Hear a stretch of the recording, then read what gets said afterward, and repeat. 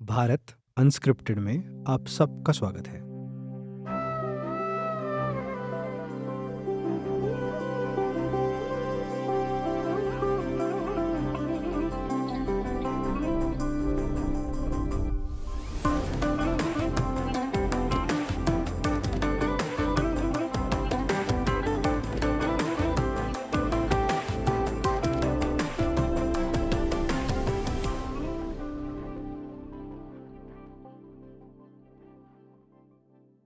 हम सब ने कभी ना कभी किसी अपने के लिए कुछ ना कुछ सैक्रिफाइस किया है। कभी कुछ छोटा, कभी कुछ बड़ा। और वो त्याग करते वक्त हमें लगता है कि हमारा सेल्फलेसनेस सब कुछ ठीक कर देगा, किसी को खुशी देगा और शायद सबकी जिंदगी आसान हो जाएगी। पर क्या हो अगर ये त्याग सिर्फ एक इंसान के लिए कुछ पल का सुकून और खुशी लाए, और इस एक सैक्रिफाइस से इतनी तबाही हो कि एक के बाद एक वंश मिट जाए, इतिहास का सबसे बड़ा युद्ध हो और पूरी धरती लाल हो जाए। आज की कहानी संसार के सबसे बड़े युद्ध के उगम स्थान की, उस स्टार्टिंग पॉइंट। हमारी पिछली कहानी में हम मिले थे राजा दुष्यंत और भारत से। उसी भारत के वंश में आगे चलकर आए राजा हस्ती, जिन्होंने बसाया हस्तिनापुर। यही हस्तिनापुर बना भारतवर्ष की central capital for generations to come. और फिर आए महाराज कुरु, जिनके नाम पर इस वंश का नाम पड़ा कौरव।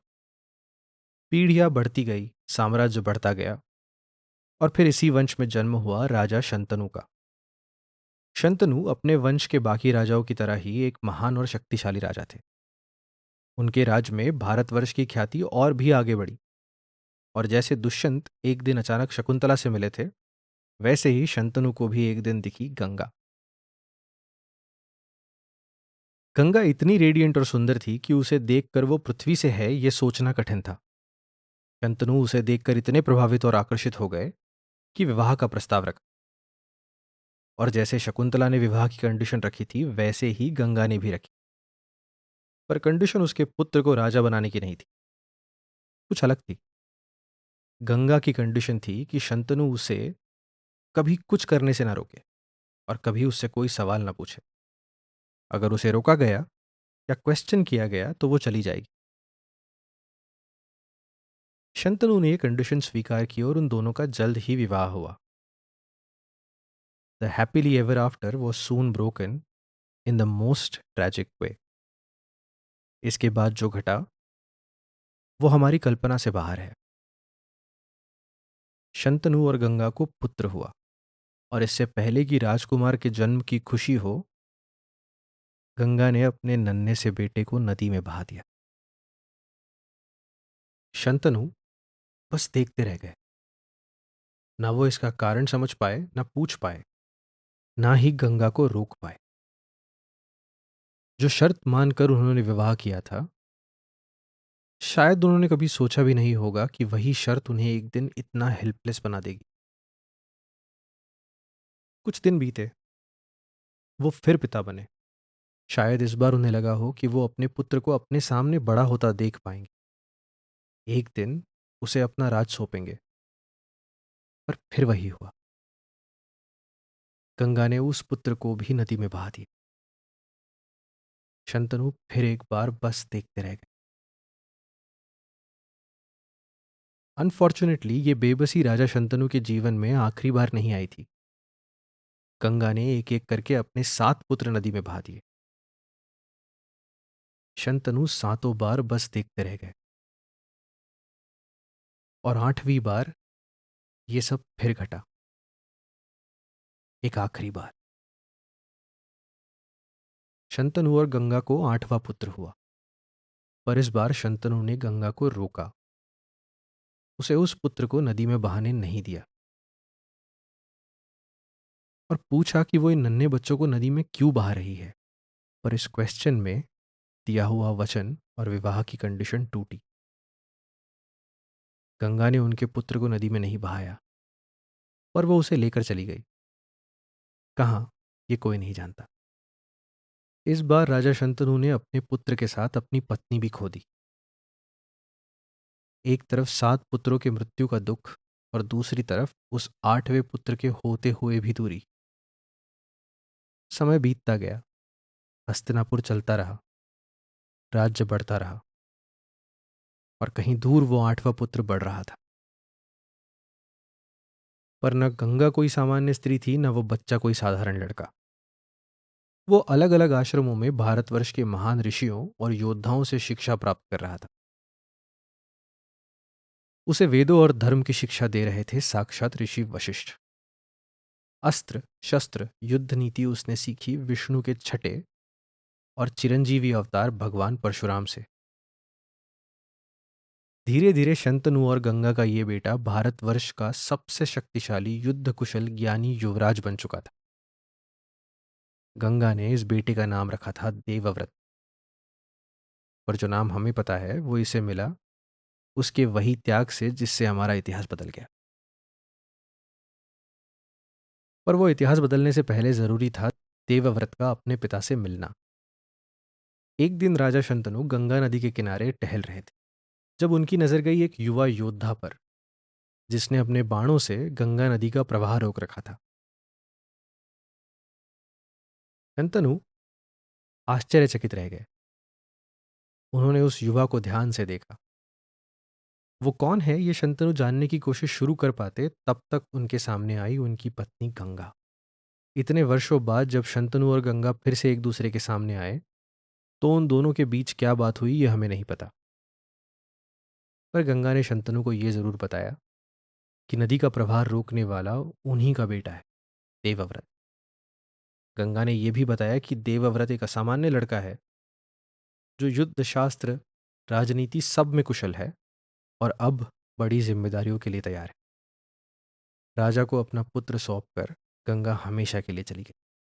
गंगा मिलते ही जाने का दुख शंतनु को जरूर होगा, पर अपने पुत्र के मिलने की खुशी भी थी। शंतनु देवव्रत को हस्तिनापुर ले आए। इस इतने ऐतिहासिक वंश को अपना राजकुमार मिला। देवव्रत ने आते ही सबका मन जीत लिया। उसका ज्ञान, उसका आचरण देखकर सब लोग उसका आदर करने लगे। शंतनु अब शायद सुकून में थे। उन्हें सिर्फ अपना युवराज ही नहीं मिला था, उन्हें मिला था अपना पुत्र। उन्होंने अपनी प्रजा को बड़े गर्व से बताया कि देवव्रत उनका अगला राजा हो। धीरे धीरे इतने वर्षों की यह दूरी पिता और पुत्र के बीच एक गहरे रिश्ते में बदल गई। पर इन दोनों के जीवन में कुछ और घटना बचा था। एक दिन राजा शंतनु फिर किसी नदी के किनारे टहल रहे थे जब उनकी नजर पड़ी एक नाव चलाती हुई सत्यवती पर। जैसे वर्षों पहले गंगा को देखकर हुआ था वैसे ही फिर एक बार शंतनु का मन आकर्षित हो गया। पर इस बार शंतनु ने विवाह की बात सीधे सत्यवती से नहीं की। इंस्टेड उन्होंने सत्यवती के पिता से मुलाकात की। सत्यवती के पिता थे दाशराज। वो शंतनु के विवाह के प्रस्ताव को लेकर खुश बहुत हुए, पर ये कंडीशंस का सिलसिला अभी खत्म नहीं हुआ था। सत्यवती के पिता ने भी एक कंडीशन रखी। उन्होंने कहा कि देवव्रत ऑलरेडी अगला राजा घोषित हो चुका है। ऐसे में सत्यवती का पुत्र सिर्फ एक राजा का भाई बन के रह जाएगा। अगर शंतनु सत्यवती के बेटे को राजा बनाने के लिए तैयार है तो वो अपने पुत्री के विवाह के लिए तैयार है। जो गलती शंतनु एक बार कर चुके थे उन्होंने दोबारा नहीं। उन्होंने किसी कंडीशन को स्वीकार नहीं किया। इतने साल बाद मिले पुत्र से वो बहुत प्यार करते थे। देवव्रत में वो सारे गुण थे जो हस्तिनापुर के राजा में होने चाहिए। उनका अब उत्तराधिकारी बदलना सही नहीं होता। वो निराश होकर हस्तिनापुर वापस पहुंचे और किसी को कुछ नहीं बताया। पर उनकी निराशा, उदासीनता सब लोग देख पा रहे थे। थोड़ी छानबीन करने पर देवव्रत को अपने पिता के दुख का कारण समझ आया और अपने पिता के सुख के लिए वो खुद पहुंचा दाशराज के पास। अपने पिता के लिए सत्यवती का हाथ मांगा। दाशराज ने अपनी कंडीशन फिर रखी और यहां से शुरू हुआ देवव्रत का त्याग। उसने दाशराज की तरफ देखा और कहा, अगर समस्या सिर्फ राजगद्दी की है तो आज से हस्तिनापुर के सिंहासन पर उनका कोई अधिकार नहीं। सत्यवती का पुत्र ही हस्तिनापुर का अगला राजा हो।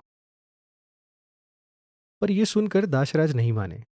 उन्होंने कहा, राजकुमार, आप नहीं पर आपके पुत्र एक दिन राजगद्दी मांग सकते हैं। तब क्या?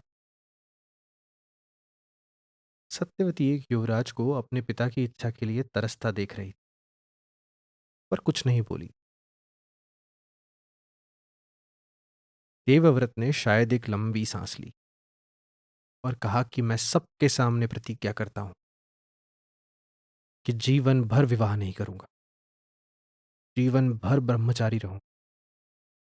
हस्तिनापुर की राजगद्दी पर सिर्फ सत्यवती के पुत्र का ही अधिकार होगा। मैं आजन्म इस राज्य की सेवा करूंगा, पर अधिकार कभी नहीं मांगू। उस युवा देवव्रत की प्रतिज्ञा भीषण थी, सबको कुछ पल असह्य करने वाली थी। उसने सिर्फ राजगद्दी नहीं त्यागी थी, उसने अपना वंश, अपना जीवन साथी, सब कुछ त्याग दिया था। और अब दाशराज मान चुके थे। अब मांगने के लिए कुछ बचा भी नहीं था। देवव्रत सत्यवती के साथ हस्तिनापुर पहुंचा। शंतनु को सत्यवती को देखने के सुख से ज्यादा अपने बेटे के त्याग का दुख था, पर वो त्याग अब हो चुका था। शंतनु उसे बदल नहीं पाते। इस त्याग के बदले उन्होंने अपने बेटे को इच्छा मृत्यु का वरदान दिया। शंतनु सत्यवती का विवाह हुआ। इस भीषण प्रतिज्ञा लेने वाले देवव्रत का नाम प्रसिद्ध हुआ एज भीष्म, और ये है महाभारत युद्ध के कॉन्फ्लिक्ट का उगम स्थान। शंतनु और सत्यवती को दो पुत्र हुए, चित्रांगद और विचित्रवीर्य। चित्रांगद जब युवा थे तब एक युद्ध में मारे गए, और फिर राज्य की जिम्मेदारी आई विचित्रवीर्य पर। भीष्म ने अपनी प्रतिज्ञा निभाते हुए हस्तिनापुर की राजगद्दी और कुरु वंश की रक्षा का पूरा भार अपने कंधों पर ले लिया। विचित्रवीर्य के विवाह के लिए भीष्म अकेले ही काशी तक जाकर कई राजाओं से लड़कर दो राजकन्या ले आए, पर विवाह के कुछ ही दिनों बाद विचित्रवीर्य का निधन हो गया। जो राजगद्दी देवव्रत ने त्यागी थी वो अब पूरी तरह खाली थी। कुरुवंश का सबसे योग्य पुरुष, सबसे शक्तिशाली योद्धा, सबसे उचित उत्तराधिकारी खुद अपनी ही प्रतिज्ञा से बंधा हुआ था। सत्यवती अपने आप को अपने पिता को दोषी मानती रही। कई बार भीष्म को मनाती रही कि वो अपनी प्रतिज्ञा तोड़ दे, विवाह करे, वंश आगे बढ़ाए, पर भीष्म नहीं माने। आखिरकार हार मानकर सत्यवती ने अपने उस बेटी की मदद मांगी जो राजा शंतनु का पुत्र नहीं था, वेदव्यास। और फिर वेदव्यास के बच्चे बने इस राजगद्दी के उत्तराधिकारी, धृतराष्ट्र, पंडु और विदुर, जिनके बच्चे हुए दुर्योधन और बाकी 100 कौरव। पंडु के बच्चे युधिष्ठिर, अर्जुन, भीम यानी पांडव, जिनके बीच हुआ महाभारत का युद्ध। इसी महाभारत युद्ध ने वंश मिटा दिए। इतना रक्त संहार हुआ कि कुरुक्षेत्र की धरती लाल हो गई। भीष्म इस युद्ध के योद्धा थे और आखिरी कौरव। नहुष, ययाति, पुरु, दुष्यंत, भारत, कुरु का ये वंश भीष्म पर आकर थम गया। वो जो भीष्म के 7 भाई गंगा ने नदी में बहा दिए थे, वो श्रापित वसु थे, और गंगा उन्हें इस जीवन के दुख से मुक्ति दे रही थी। वो एक माँ थी, कठोर कैसे बनती, पर 8वें वसु का भाग्य अलग था। उसे जीना था एक पूरा जीवन, कर्तव्य का, त्याग का, और शायद दुख का। शायद इसीलिए देवव्रत को भीष्म बनना पड़ा। और शायद महाभारत हमें यही सिखाता है कि कर्तव्य और त्याग भी हमेशा सुख तक नहीं ले जाते। अगली कहानी में जल्द मिलते हैं।